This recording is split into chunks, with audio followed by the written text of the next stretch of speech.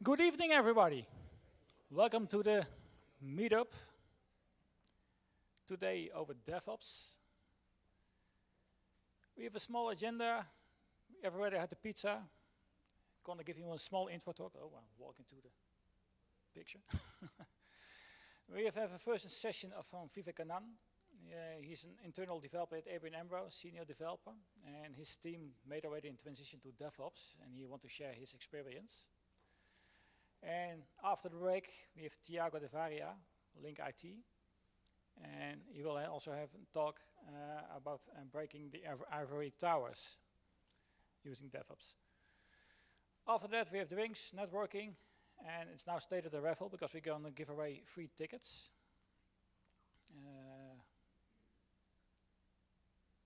Oh yeah, also we are hiring. If you see a nice job, always nice, eh? We're going to give away tickets for the IT Next Summit. I think Tiago can tell us everything about what's it about. Hello, everyone. First, my talk is not going to be 1 hour, so rest assured, I'm not going to bore you to death. But about the summit, we're going to do now in October 3rd, October 30, here in Amsterdam in the Pakhuis des Weiger. And it's a one-day conference, a little bit technical. And we're going to have three tracks on it. One of the tracks is about DevOps, the other one data engineering, and the other one JavaScript. And on the DevOps one, we're going to have Liz Fong. She was the first SRE at Google. Now she has her own company doing it. We're also going to have Chris Nova that wrote the book Cloud Native Reliability. And we're going to have amazing speakers there. We have a few tickets left, so if you don't get this on the raffle, just go and have a chat with us. I can give you a discount for sure. Hey, thanks. Also, we're going to give away 2 tickets for JFall, Java JFall. It's on the 31st of October, 3-1. So one day after the IT Next Summit. And we first were thinking about a raffle, but we're going to give away the tickets to the people who ask the best questions to the speakers. So listen carefully if you have a good question.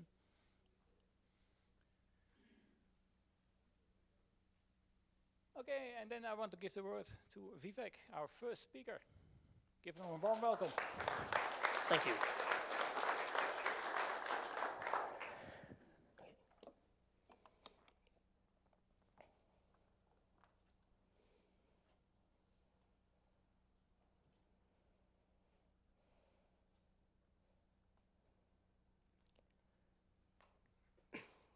Good evening, everyone. Welcome to the meetup. My name is Vivek, and I've been working as a Java developer. Now I'm supposed to be called myself as a DevOps engineer because we are in the transition of we finished also, I could say, the transition from being just a developer to being a DevOps guy. And that's what I'm going to talk. Though the title says Journey to Serverless, I'm also going to talk about how did we move to serverless along with our journey to the DevOps. That's the agenda for today. I'm going to quickly talk about the bank's journey. How did we start and as a bank, not as a team. Then more focusing on the team that I work for, what we do, and how did we move. Moving our monolithic application from on-prem to the cloud, which is going to be both behavioral, which is about the DevOps journey, and also I'm going to talk a little about technical. By default, I'm a developer, so it just comes out. And also the CI/CD implementation. And in the last, I believe there will be enough time for questions. But if you still have any questions in the middle, please raise your hand, and we'll try to address it. So to begin, my first question would be, before you guys ask me a question, so I will ask you one. How many of you are a DevOps engineer over here? Okay, quite a few.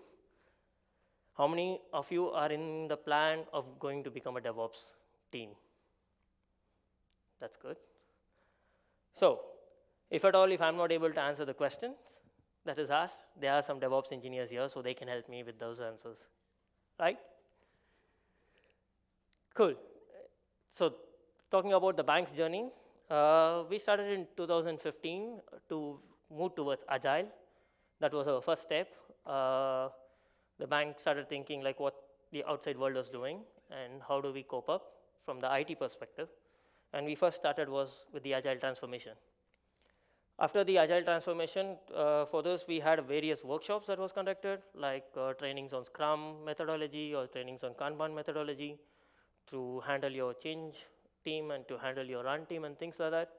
Following that, in the year 2016, we moved to the CI/CD setup, and where we started focusing on the tools that we had to start making use, because the tools that were available outside are more fast, more reliable, because it's used by many people outside world. So we started focusing on that. And then in 2017, we started thinking more, what can we do for IT? As an IT, what can we do? Because in the bank, we are more focused on doing things that's more meant for the business. We have to deliver services that is more useful for the bank.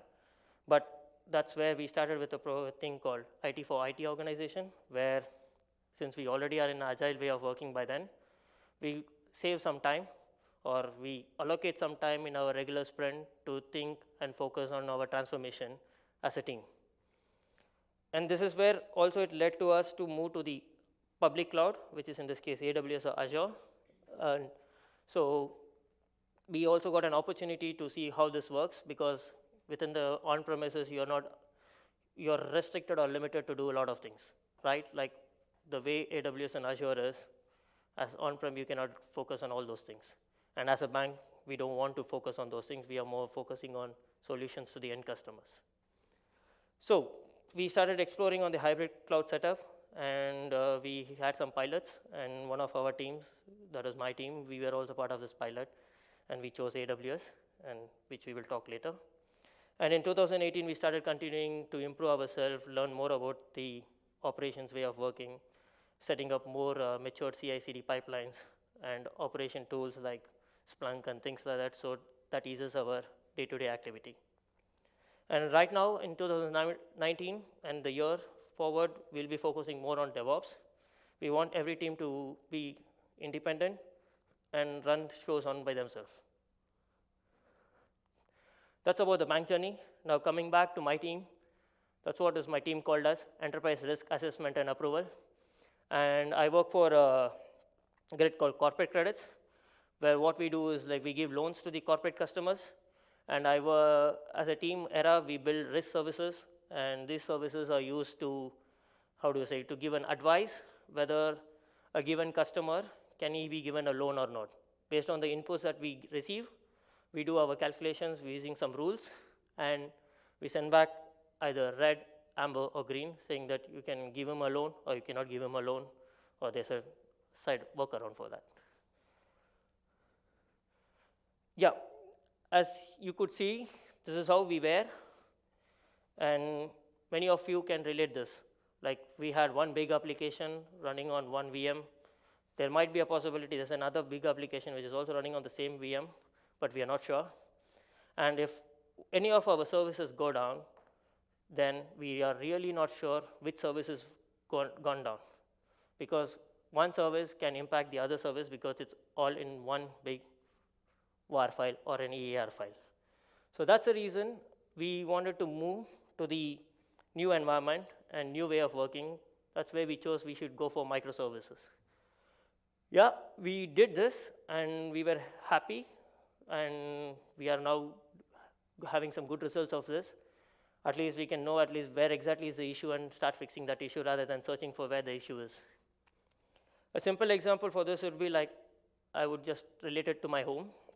Like we had a home and we were stacking up with a lot of things, but the size of the home was small. And our application is more like a baby, right? That's what in a DevOps world, because though I have been working here for 2 years in this bank, but overall as a DevOps guy, I've been working for 6 years. So one of my lead told me this thing. So your application is like your baby, so it's up to you how you're going to handle this. So once you have the responsibility, you start thinking how you can make this environment more safe for the kid, more useful, and more space and more exploration, right? You want to give a very good environment. That's the whole idea. And the same concept was applied over here. So, but it came up with a lot of responsibilities. And that's what we're going to talk about in the thing of our transition from just being a team which is ops and dev working separately. This is how we were, where the ops team is completely like IT infra team, application maintenance team, and functional maintenance team, whereas the dev side is the people like me who are a developer and also testers with us, and the business developers who gather the business requirements. We never had a direct interaction. We always had to either use emails or some change request tools to talk to each other, and we don't know each other who's working where, and how do we operate these things. So that's where we had a trouble. Like, for example, take a scenario where there's an incident and the ops guy keeps working and he doesn't know how to fix it because he doesn't know where exactly is the issue. As I showed in the previous slide, it can be because of service 1, but he's still looking at the issues on the service 2. So what we thought is like, how do we do this? How do we make it more better? Need not to be only the ops side. It can also be the other way, where a developer is working on his change, but he doesn't know what changes that has been done by the ops world, having fun over there, and we don't know what's happening, and we are lost. Sometimes it can be even worse, right? Where you keep working the whole night, which not many prefer, but that's how it's. So what did we do? The first thing as a team, what we did was we broke this wall. What do you mean by you broke this wall? What we did is like we collaborated together. That means physically we moved to one single location and we started working together. Where that means we had the infra team, functional maintenance team, application maintenance team, and our developers all sitting together and collaborating. That definitely gave us a big difference because as a developer, I could really understand what this infra guy is really doing and why is he delaying stuff and how can we help him. So we started working together more like a team. So that was our biggest thing. So once we started collaborating and we started becoming a team, we still didn't go to the new way of working, right? We are still in the same old monolithic application. But in order to go to the new way of working, that is like hosting in the cloud or coming with the microservices approach, we had to move to DevOps. Because with DevOps, we had more responsibilities, I would say, and more fun, because you know what's happening and you know how to solve things. These are some of the workshops, I would say, that was conducted in the bank, where Moonshot and Mars Landers are nothing but like a one-day workshop that we had, just to give us more good feeling about each other, to understand how really the change world works. Like as a run guy, I will not really know what a change team is facing the issues on a day-to-day stuff. So there were some scenarios like this, and there was an external team which was helping us to work and collaborate as a team. Similarly, with the Mars Lander, we started, like as a developer, I started learning more how a run team works and how we can collaborate more. Like there may be some places where he is missing some information, which I know, so I can step in there and work as a team. See, the whole idea was like how you work as one team. So that's what this journey is all about. And these workshops really helped us. And a DevOps playbook that was set by the bank. This is more like a guidelines that was set in the bank saying that if you want to go to DevOps, because we are going to the new world, right? It's AWS and you're exposed to a lot of things and you have to know how to protect yourself. It's like you're moving to a new house with all new smart stuffs, but are you sure that you're safe? No. We have to know how to make ourselves safe, how to protect our data and things like that. The same concept was applied here. So, after we collaborated, we started working together, and after all this journey, this really helped us in our team. So again, coming back to a simple example, like for example, if my wife is ill or she's out somewhere, busy with work, and I have a baby to take care, then if I don't know to cook, then it'll be a trouble, right? So I need not to be an expert, but I can always be like manage this thing, like at least cook something for the kid so the kid is fed and he goes to sleep. The same concept was here. So as a developer, we started picking up the other team members' activities. So we started knowing what they're actually doing, how they are doing. So like the infra guy started knowing what the developer is doing. So he was able to assist the developer saying like, why can't we do like this? Okay, oh, since you're doing it like this, why can't we move things like, why can't we build an infrastructure something more cloud native? Similarly with developer and testers. Like a developer started knowing more scenarios from the tester, and he started moving everything to the unit level testing rather than moving from the system level testing. He started moving more closer to the developer in the unit level testing. So basically, it became a kind of a cyclic thing where every person started filling up the other person's spot. Need not to be an expert, but at least it's very nice that he started knowing how the others work. So if there is any problem, he can step in there and he can start solving those things. So with this said, we became one team, and we started developing together. Our productivity really became better because we started to becoming more agile. So we started filling up the others' issues and other spaces, and it helped us to do a lot. So as we become, like, how do I say, matured enough as a DevOps engineer now we had to set our roadmap to reach to the cloud. So this is how we did, in a simple way, with the team's capacity that we have, knowing the limitations that we have. We started choosing the technology, the tools. The whole idea was our productivity should be better, security cannot be compromised at any given point, and reduce the operations activity as much as possible. So try to automate things wherever it is possible. So these were the 3 factors that we kept in mind, and we started developing our things.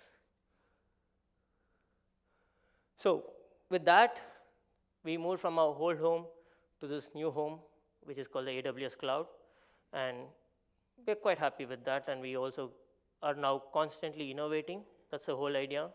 Every sprint or every 2 sprints, we talk about new things that we can do. As I said, we now also think about IT for IT. So we start thinking, how do we make it better?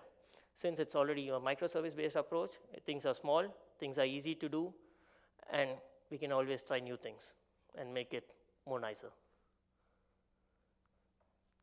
Now, shifting my role to a typical developer, this is our architecture design.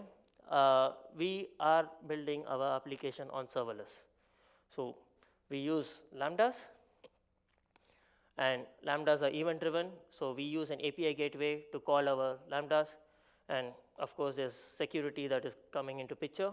So we use WAF, which is nothing but a firewall, basically a wall around your house, to ensure that not other people try to access your service other than the users that you really want to allow them to use.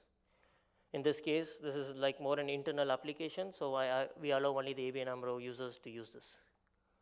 And we also additionally have additional security, like the security cams. So we use the authorizer for that, and which also checks more on a token-based authentication if things are okay, and it allows us to further access the service. Moving on, and as I said, we innovate and we keep trying to change our framework as soon as possible and as small as possible, so that there is no big impacts. So I would also just touch upon the CI/CD implementation that we are doing. We use 2 things. As you saw the roadmap, we use Jenkins for our CI, and we use AWS Code Pipeline for our CD. This is more of what our live, it's my live application code, and which I ran some couple of days back. So we check out, we use Maven for building things, and for security stuffs, we use HP45, Nexus, and Sonar. So 45 is more for the static code, Sonar is more like for your codes to check if things are okay, and Nexus is more like the dependencies. So the vulnerabilities that can occur because of the dependencies that you add, because many things are open source, so open source cannot be taken for granted. And since we are working as a part of the bank, it's very important for us that we take care of these things very carefully. Once that is done, we push this to our repository, and from that we call our AWS thing.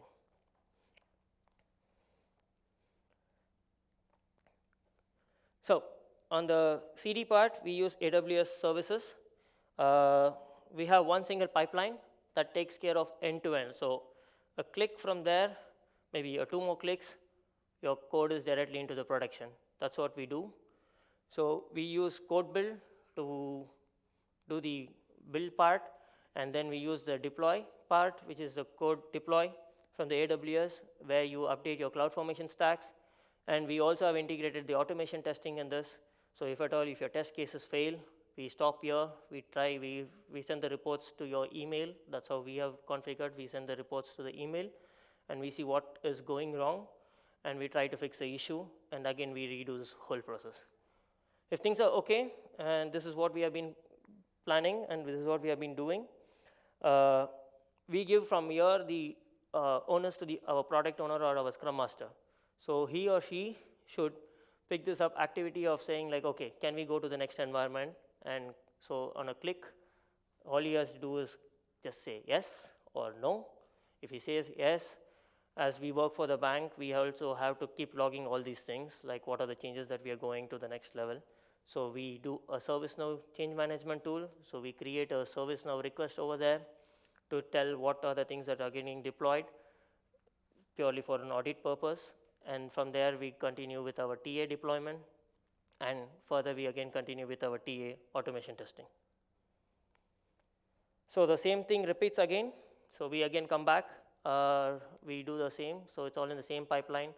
So once things are okay, once your end customer gives a go in your TA environment, the product owner now clicks OK, and we deploy it to the production.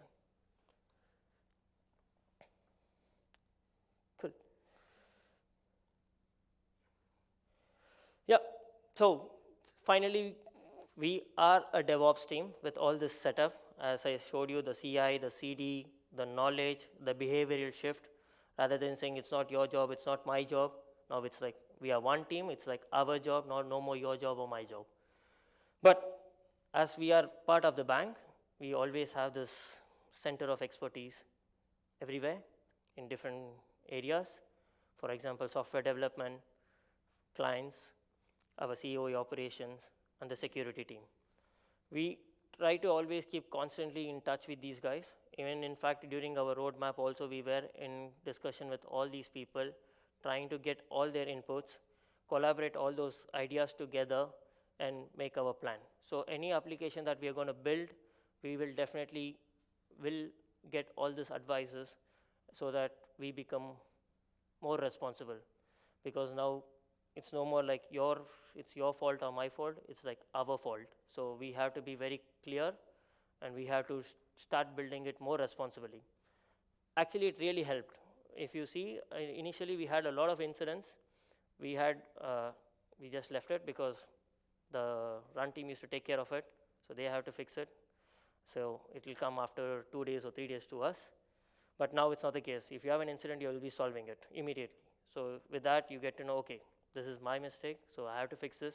And also it adds some additional responsibility to yourself, saying that, okay, we have to deliver a better code if we don't want to be disturbed, right?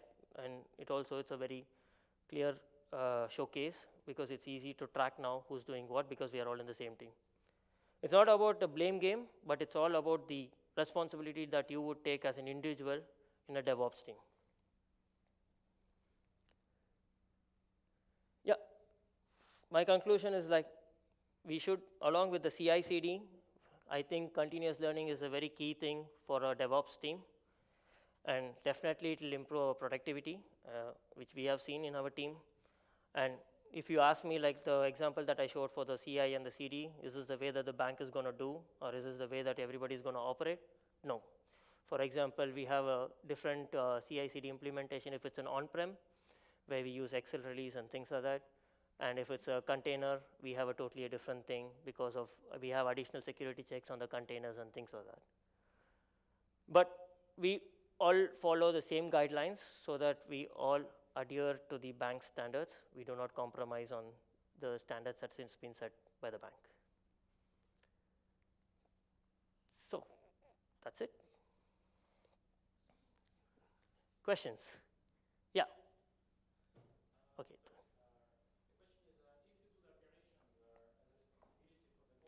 Sorry? No. Yeah. I'm close this one.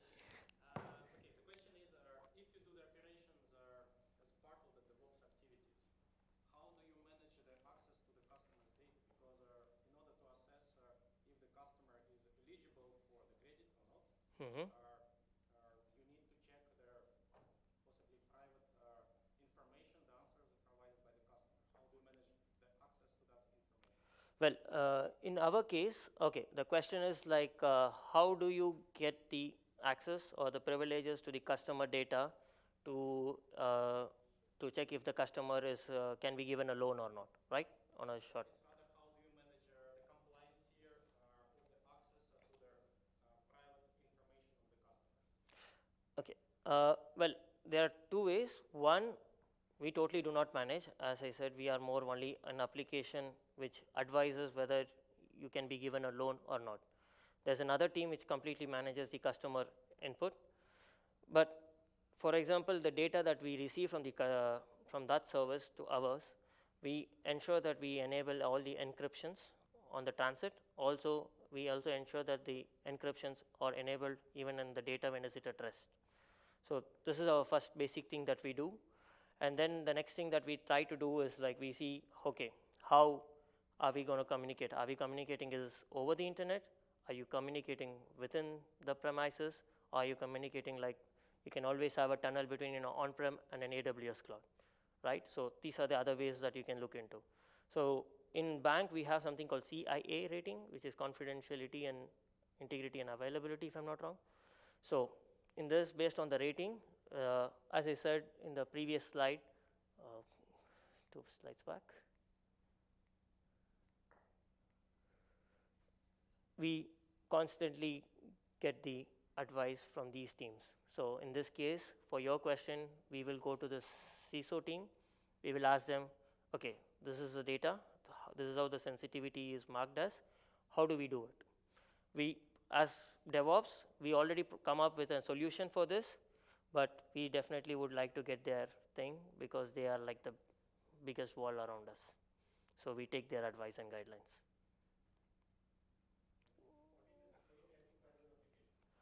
Two. Sorry? It is quite public, but the data that we receive, it need not to be public.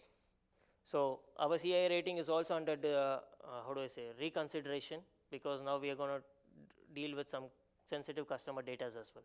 So yes. That's so something. Since your application is like 222, then you are saying that you are having the customer data, then how you are making sure the customer data follow the GDPR rules?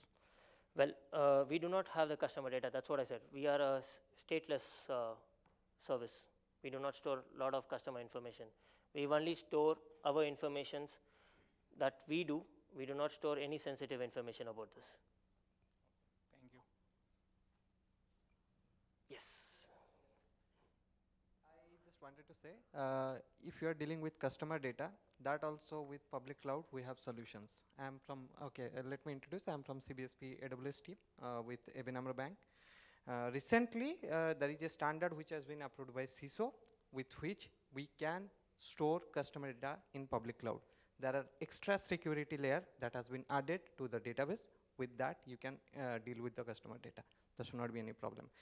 I'm sorry, I cannot share the solution because it is really very confidential to the bank.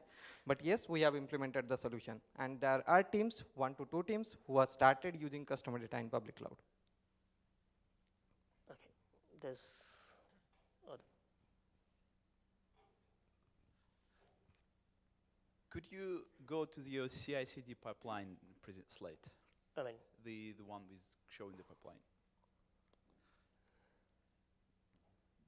Or maybe this one or next one. So I think question will is, be it's like a double question. First, to you as a developer, and maybe you can also speak for your other developers. How do developers feel about sort of growing complexity of dealing with so many different tools? And looking pipelines, so your pipeline includes Jenkins, SonarQube, Fortify, Cold Pipeline. So there seem to be so many sources of truth and different reports and information. And looking at DevOps, this means that the development team needs to master all those tools, needs to get insights from all those different tools. So what's the usual response from the development team with dealing with all these tools? Also, maybe a second sort of question, how does the infrastructure team feel about maintaining such a complex layout of different tools and tool chains? For the developer part, I can answer. For the infra, again, I leave it to Neil to answer. Okay, from the developer's perspective, well, for me, when I joined the bank, initially I was also very frustrated with all these things because I was working for an e-commerce based industry before, where things were very simple, one single pipeline where you had things. But you have to see the larger picture. Like, we are working for a bank where security is a prime thing, right? So, and we cannot compromise on that because we are forced to report all the regulatory stuffs to the DNB and ECB, and if they make this as a mandatory, it is necessary. And personally, I also started believing that it is necessary because it also helps you to make yourself as a better developer. So if you already know, like for example, with Sonar, you might know what are the issues that you face commonly, right? So with that, if you already have faced this 2 times, and if you really don't want to get into this annoying situation again, looking into that issue, you would become a better developer and start developing better. And the other things which is about, like for example, the artifacts that we use, the dependencies that we use are not really from us, right? We always use a third party. Like any framework that we use is from somebody. And how confident are you about that? Nobody knows because it's an open source. So in open source, it's possible that anything can go wrong. I'm not saying all, but anything can go wrong. So it's better that we have these measures. And this is only one-time activity, right? The setting up the whole pipeline is one-time activity, which is definitely a pain of time, I would say. But it's a good learning. You will really know what you're doing. I mean, personally, I have been doing this. Been setting up the whole pipeline, CI and CD, for my team. So I almost spent a month, though I said like I'll do it in a week. No, it's not the case because I wanted to understand everything. Why is there, like as you asked the same question I started asking. First of all, our question was like, why are we having a separate CI and why are we having a separate CD? Because we are using AWS, and AWS itself you can have a lot of other services which can do the whole thing. But as a bank, we have to have a single line of reporting, right? So we had to maintain all these reporting things, and we need to have it in a single platform. Made as a small team, for me it's okay. I can do things by myself, but imagine from the bank which has like 350 plus agile teams. So if they have to collect all this team's information, it's not possible. So that's the reason they came up with the common platforms, and we have to adhere to that. But I would definitely say it's really nice. First, as I said, first 1 week was a pain, but later you will start knowing the interesting stuffs of it, and you will become a better and a mature developer. There's a question. Hope it's clear for you.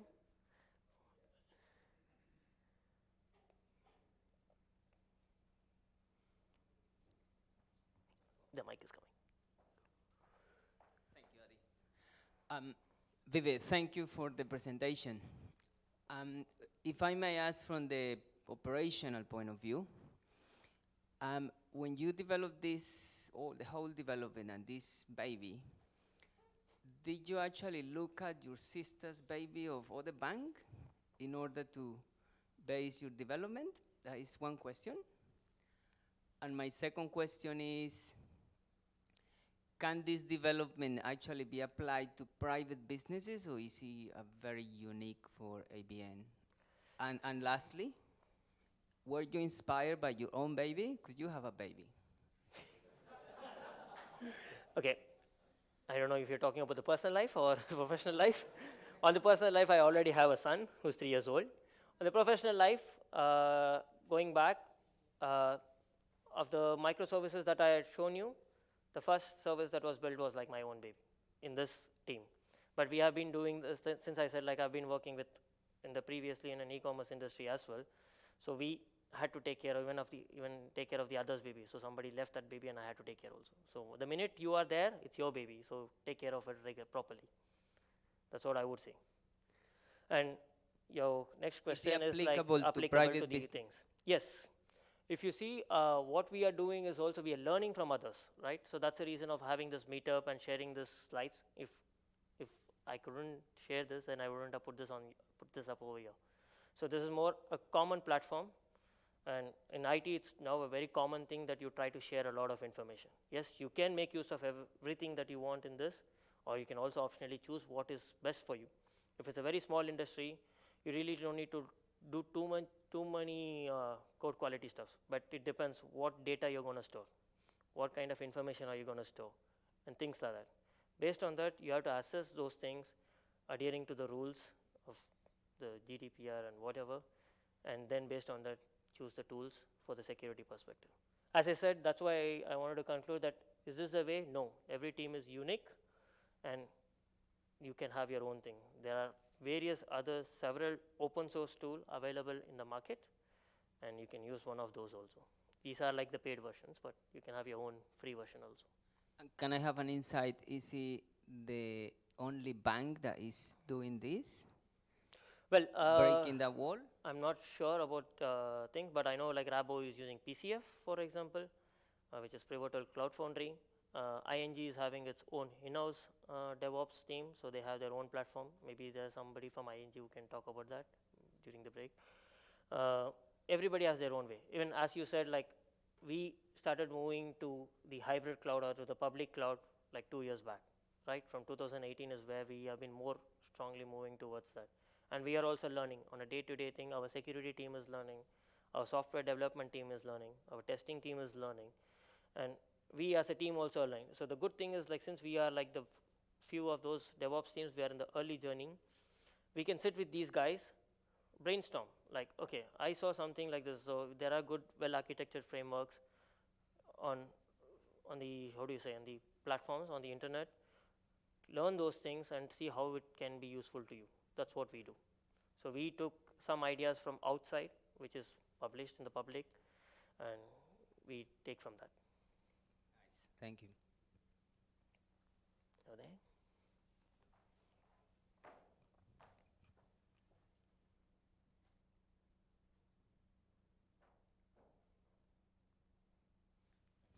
Enough time. You said you mentioned the transition from microservice architecture, from a monolith to a microservice architecture. Yeah.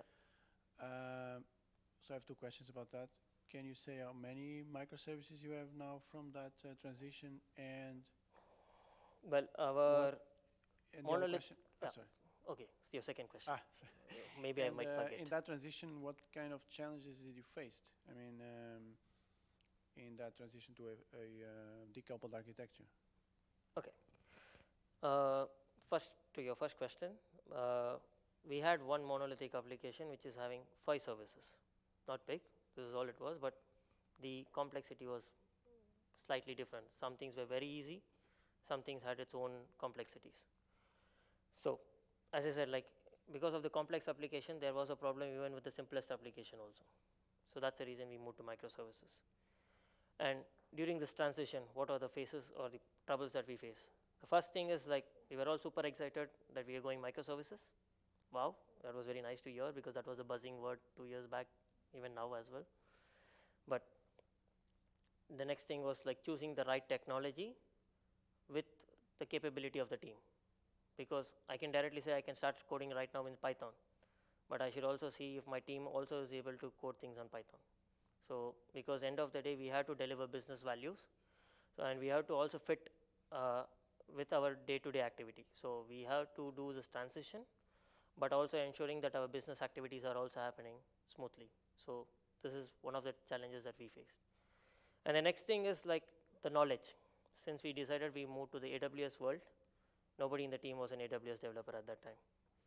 So we had to learn this thing, because to become a DevOps, you have to know what is AWS, right? Because that was one of the minimum criteria. So we started learning about DevOps. So the learning path was the next thing that we had to focus. The third thing was the transition between one role to the other role, where this, initially I was worried how this is going to happen, because we had 2 business developers in the team, completely from the non-IT background. How are they going to pick things from the IT background stuffs? It can be infra, it can be testing. How? How do we make them also be a part of this team? Because this is one team, not one person's journey, it's a one team's journey. How do we make them involved? how do we get their interests? How do we make them feel interested about few things, like cloud, for example. We started giving some demos, some videos by AWS, which was already in YouTube. We started showing those things, some good business cases that was there. How easy, the idea was like we didn't want to go for a big jump. We wanted to do small by small, step by step. So how easy for a person it can be to move from one role to another role. So these were the things that were our challenges, which we also marked it in our roadmap thing. And we also took along with our roadmap, these are the things that we have to achieve in the next, say, every month. That's how we set the target. But this journey took us almost 1 year or 1 year, 3 months. It wasn't easy. I hope I answered your question.